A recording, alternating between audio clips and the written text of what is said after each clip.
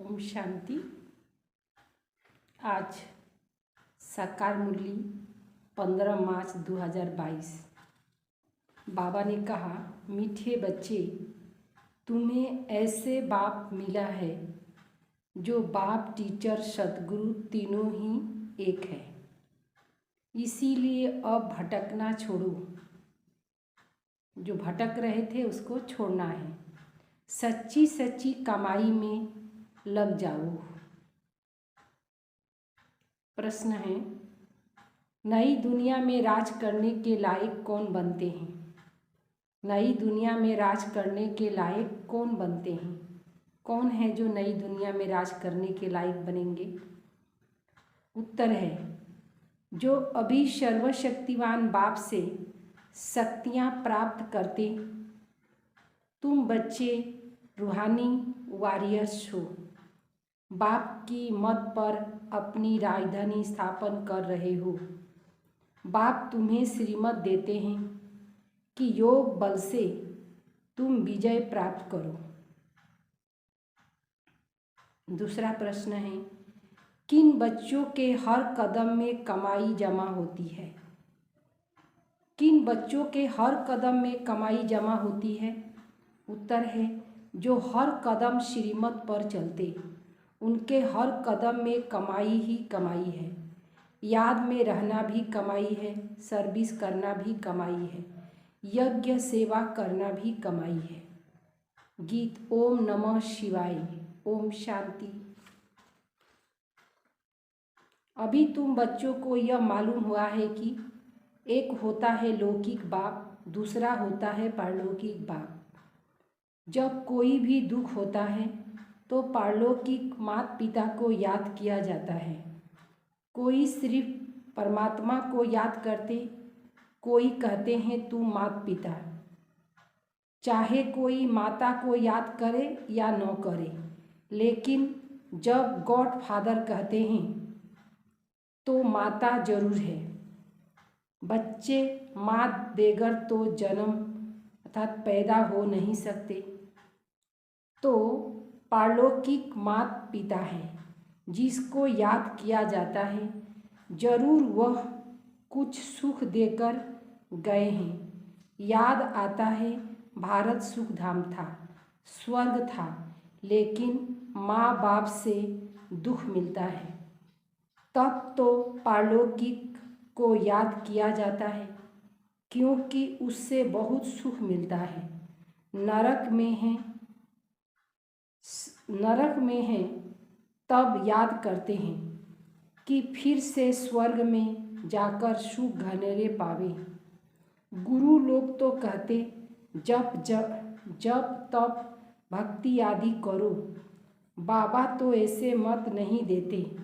लौकिक बाप तो कहेंगे पढ़ने के लिए टीचर के पास जाओ। फिर बानपर अवस्था होगी तो कहेंगे गुरु के पास जाओ। बाबा तो तुमको ऐसे नहीं कहते। देखो लौकिक और परलौकिक में कितना फर्क है। यह कितना भटकाते। यह तो कहते हैं मैं तुम्हारा बाप भी हूँ, टीचर भी हूँ और गुरु भी हूँ। तो फिर तुमको भटकाऊंगा कैसे? यह तो तीनों ही खुद है। शिव बाबा हमारे माता पिता बंधु शाखा तो आचेनी, किंतु बाप, टीचर और सद्गुरु तार तीन जगह जावार तो दरकार ना। एक जनेर मध्य तीनटा सम्बन्ध पाচ্ছি আমরা। इसीलिए इनको सब याद करते हैं। मनुष्य तो भक्ति मार्ग में बहुत धक्के खाते हैं, ज्ञान मार्ग में धक्के खाने की बात नहीं। यह भक्ति और ज्ञान दुख और सुख का खेल बना हुआ है। जो बच्चों को समझाते हैं, हद का टीचर हद के पढ़ाई पढ़ाते। अब बेहद का टीचर तुमको बेहद की पढ़ाई पढ़ाता हूँ। तुम जानते हो यह मृत्यु लोक है। वे जो पढ़ाई पढ़ते पुरानी दुनिया के लिए और जो कुछ पढ़ते नई दुनिया के लिए। यह दुनिया दिन प्रतिदिन पुरानी होती जाती है। इसमें सुख कभी भी मिलता ही नहीं है। सुख और दुख यह खेल कैसे बना हुआ है। बाप आत्माओं से बात करते हैं कि बच्चे तुम ही सुख में थे, फिर जब रावण की प्रवेशता होती तब धीरे धीरे दुख शुरू होता है। फिर कलप के संगम पर आकर तुमको सुख में ले जाता हूँ। अभी तुम्हारी बुद्धि का ताला खुला हुआ है। जो तुम जानते हो यह सब बातें यथार्थ है। यह बाप के सिवाय कोई सुना नहीं सकते। बाप ही आकर तुम बच्चों को सिखा देते हैं। अभी तुम जानते हो आत्मा अविनाशी है। यह शरीर तो बदलना पड़ता है। परमात्मा भी परमात्मा है, उसका नाम शिव है। जो सभी मनुष्य मात्र हैं उसका रचता है। यहाँ सब है हद के क्रिएटर। बाबा है बेहद का क्रिएटर। सतयुग से लेकर कलयुग तक तुमको जो बाप मिले वह है हद के, बेहद हद के। सतयुग में तुम्हारी प्रारब्ध है, वहाँ तुमको एक बाप और एक बच्चा मिलता है। कलयुग में एक बाप को 8-10 बच्चे होंगे। प्रजापिता ब्रह्मा को देखो कितने ढेर बच्चे हैं, परंतु वह है मुख वंशावली। जो बीके बनते हैं फिर सतयुग में जाकर देवता बनेंगे। वे लोग बाप, टीचर, गुरु सब हद की बातें सुनाते हैं। यह पारलौकिक बाप बेहद की बातें सुनाते हैं। नई बातें बाप बच्चों के आगे ही बोलते हैं। भल घर में रहते भी तुम यह शिक्षा प्राप्त करो। यह भगवान की पाठशाला है। यह है श्रीमद् भागवत गीता पाठशाला, अर्थात गीता के ज्ञान, गीता के पाठशाला अर्थात ज्ञान के गीत जो तुम ही सुनते हो। ज्ञान सागर बाप ही आकर तुमको ज्ञानेश्वर बनाते हैं। मम्मा को कहेंगे ज्ञान ज्ञानेश्वर।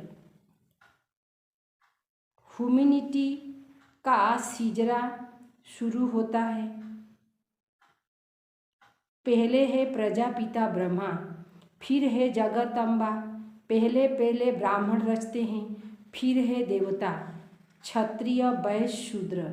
जगत अम्बा का भी बड़ा मर्तबा है, परंतु उनको कोई जानते ही नहीं। ढेर के ढेर देवियों के चित्र बना दिए हैं। तो देवियों के चित्र बनाने से तो समझ में नहीं आता, चित्र बनाने से तो ही नहीं होगा ना। वास्तव में 8-10 भुजा वाले मनुष्य होते ही नहीं। विष्णु को 4 भुजाएं दिखाते हैं, परंतु 4 टांग नहीं दिखाते। भुजा 4 दिखाया, हाथ 4 दिखाया, लेकिन पाँव भी तो 4 होना चाहिए ना। यह सब गुड़ियों का खेल है। कलकत्ता में बहुत देवियाँ बनाते हैं, बहुत खर्चा करते हैं, खिला पिला कर फिर जाकर डुबोते हैं। यह सब भक्ति मार्ग है। तुम जानते हो हम सो देवी देवता थे, फिर असुर बने, फिर बाप आकर सो देवी देवता बनाते।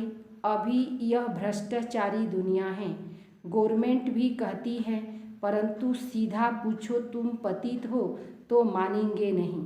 अरे तुम पतित पावन को बुलाते हो, सब बुलाते हैं, यथा राजा रानी तथा प्रजा। सन्यासी पवित्र बनते हैं, यह भी ड्रामा में नुद है। भारत जैसे पवित्र खंड कोई होता ही नहीं, इसीलिए उसको कहा जाता है सचखंड। फिर वही झूठ खंड बनता है। भारत को पावन बनाने बाप भारत में ही आते हैं। भारत में ही शिव का अवतार होता है। सोमनाथ का मंदिर भी कितना भारी बनाया है, भारतवासियों ने ही बनाया, जिसको बाप ने इतना साहूकार बनाया। बाप तो यहाँ पतित दुनिया और पतित शरीर में आते, पावन बनाने, लेकिन कई बच्चे पहचानते ही नहीं क्योंकि साधारण है। फिर भक्ति मार्ग में तुम्हारे पास पैसे बहुत होते हैं तो हीरे जवाहरात के तुम मंदिर बनाते हो। सतयुग में तो अनगिनत पैसे होते हैं, वहाँ पैसे की गिनती नहीं, बेशुमार धन रहता है। तो बाप जिसको साहूकार बनाते वह कितना बड़ा यादगार बनाते। जो पहले लक्ष्मी नारायण थे वही 84 जन्म भोगते, नंबर 1 में वे गिरते, भगत बनते। तो जिसने बनाया उसका ही मंदिर अथवा यादगार बनाते। लक्ष्मी नारायण विक्रमजीत बने, फिर सो विक्रमजीत बनते, फिर सो विक्रम बनते। तो उन्हों का फर्ज है पहले जिसने ऐसे बनाया उनकी पूजा करना। तो फिर लक्ष्मी नारायण ही सोमनाथ का मंदिर कितना फर्स्ट क्लास था। जिन्होंने लूटा वह तो मर गए, बाकी निशानियाँ लगी हुई है। अब तुम जानते हो हम सो पूज्य बन रहे हैं, फिर पुजारी बनेंगे, फिर मंदिर बनाना शुरू करेंगे। सिर्फ एक मंदिर तो नहीं होगा, राजाएं अपने घर में भी मंदिर बनाते, जैसे घर में गुरुद्वारा बनाते। पहला नंबर कितने गुरुद्वारा बनाए होंगे। फिर भक्ति मार्ग शुरू हो जाता है। पहले अव्यभिचारी भक्ति होती, फिर व्यभिचारी। आजकल तो मनुष्य अपनी भी पूजा कराते हैं, उसको कहा जाता है भूत पूजा। भूत पूजा भी दुनिया में अथाह है, जो आया सो चित्र बनाते जाते। भक्ति मार्ग है ना। अभी तुम्हारी बुद्धि में सारा ज्ञान है। बाप संगम पर एक ही बार आकर नॉलेज देते। शास्त्रों में तो अनेक अवतार लिख दिया है। अवतार एक होता है, अवतार तो आत्मा भी होती, परंतु अवतार मनुष्य को नहीं कहा जाता। अवतार एक ही निराकार बाप है जिसको सारी दुनिया बुलाती है। फादर तो एक ही होगा ना, जो परम धाम में रहते हैं। तो मादर भी चाहिए। क्या मादर भी परम धाम में रहती है? नहीं। मादर फादर का प्रश्न यहाँ होता है। फादर को यहाँ क्रिएट करना है, इसीलिए बेहद के बाप को याद करते। बाबा आकर स्वर्ग की रचना करो, उसको कहा जाता है हेवनली गॉड फादर। अभी तो कितना दुख, लड़ाई, मारामारी है, इसीलिए बुलाते हैं ए गॉड फादर रहम करो, हे पतित पावन आवो। हम सब दुखी पतित हैं, हे बाबा फिर आकर स्वर्ग श्रेष्ठाचारी बनाओ। तुम भी भ्रष्टाचारी थे, अब श्रेष्ठाचारी बन रहे हो। भ्रष्टाचारी को श्रेष्ठाचारी बनाना एक बाप का काम है, जो वर्ल्ड गॉड फादर है। वह जानते हैं सब बच्चे इस समय निर्धन के बन गए हैं, उन्हों को धन के श्रेष्ठाचारी बनाना है। 10-20 मनुष्य को तो भ्रष्टाचारी 10-20 मनुष्य को तो श्रेष्ठाचारी नहीं बनाएंगे, क्योंकि यह दुनिया ही भ्रष्टाचारी हो गई है। तो 10-20 को श्रेष्ठाचारी बनाएंगे तो काम नहीं चलेगा। भारत श्रेष्ठाचारी था तो डीटी गवर्नमेंट थी, अब रावण राज्य है तो 5 विकारों की प्रवेशता है। भगवानोवाच एक निराकार को ही भगवान कहा जाता। एक गीता को खंडन करने से सब शास्त्र खंडन हो जाते। बाप कहते हैं मैंने तुमको जब राजयोग सिखाया तो भारत स्वर्ग बन गया। गीता मैंने सुनाई, कृष्ण को सारी दुनिया का भगवान कह न सके। हम आत्माओं का बाप तो निराकार भगवान है। बाकी यह कैसे कहे, गीता का भगवान श्री कृष्ण कहते हैं व्यास ने लिखा, परंतु बाप कहते हैं नए विश्व का रचयिता ज्ञान का सागर पतित पावन मैं हूँ। मुझे ही सभी आत्माएं पुकारती है, हे पतित पावन परमात्मा आओ, आकर मुझे पावन बनाओ। निराकार बाप ही ब्रह्मा द्वारा पावन दुनिया की स्थापना करते, पति दुनिया का विनाश कराते, फिर जो पूज्य बनते वही राज्य भाग करते। तुम हो शिव शक्ति सेना, जगत अम्बा निमित्त बनती है, वह भी शिव बाबा से योग लगाए शक्ति ले रही है। रावण पर जीत पाना, भारत में ही राम राज्य, भारत में ही रावण राज्य, रावण को जलाते हैं। भारत श्रेष्ठाचारी था, यह कलयुग में भारत भ्रष्टाचारी है। यही खेल है, भ्रष्टाचारी से श्रेष्ठाचारी और श्रेष्ठाचारी से भ्रष्टाचारी। यह चक्र कैसे फिरता है, यह बड़ी समझने की बात है। तुम बच्चे जानते हो, हम सब कुछ करते हुए भारत को स्वर्ग बना रहे हैं बाप की श्रीमत पर। तुम हो रूहानी वॉरियर्स, भारत को स्वर्ग बनाने वाले। योग बल से सर्वशक्तिवान बाप की मत पर अपनी राजधानी स्थापन कर रहे हो। बाप मत देते हैं कि योग बल से तुम विजय पा सकते हो। योग में रहना यह भी कमाई है, यज्ञ सर्विस करना यह भी कमाई है, और सब चल रहे हैं मनुष्य की मत पर, और तुम हो सर्वशक्तिवान बाप की मत पर, और कोई विश्व पर राज्य पा न सके। ड्रामा में उनका पाठ ही नहीं है। वर्ल्ड पर राज करने का कितनी बड़े ते बड़ी और साधारण बात है। प्रदर्शनी से अभी तक इतना समझते नहीं, तो भी प्रजा निकलती रहती है। प्रदर्शनी करते हैं तो प्रजा बनती है।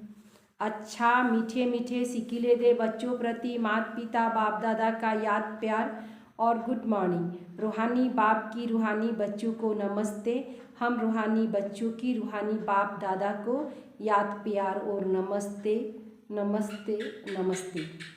सार है, हर कर्म श्रीमत पर करना है, याद में रहकर यज्ञ सेवा कर अपनी कमाई जमा करनी है। नंबर दूसरा, भटकना छोड़ भविष्य नई दुनिया के लिए पढ़ाई पढ़नी है। ज्ञान को धारण कर ज्ञान ज्ञानेश्वरी बनना है। ज्ञान ज्ञानेश्वर भी बनना है और ज्ञान ज्ञानेश्वरी भी बनना है। वरदान, अमृत बेले अपने मस्तक पर विजयी का तिलक लगाने वाले स्वराज अधिकारी सो विश्वराज अधिकारी भव। अमृत बेले अपने मस्तक पर विजयी का तिलक लगाने वाले स्वराज अधिकारी सो विश्वराज अधिकारी बनना है। रोज अमृत बेले अपने मस्तक पर विजयी का तिलक अर्थात स्मृति का तिलक लगाओ। भविष्य की निशानी है तिलक, भक्ति की निशानी है तिलक, और सुहाग की निशानी है तिलक। राज्य प्राप्त करने की निशानी भी राज तिलक। कभी कोई शुभ कार्य में सफलता प्राप्त करने जाते हैं तो जाने से पहले तिलक देते हैं। आप सबको भी बाप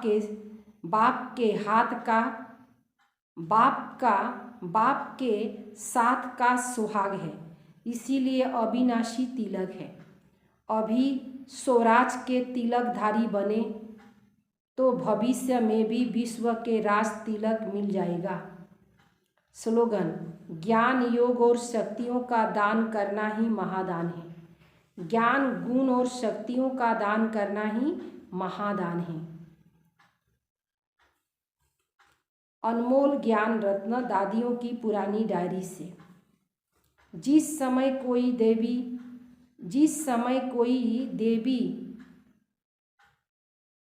देवी बादशाह समझते कि मैं तन मन धन सहित यज्ञ में स्वाहा अर्थात समर्पण हो चुका।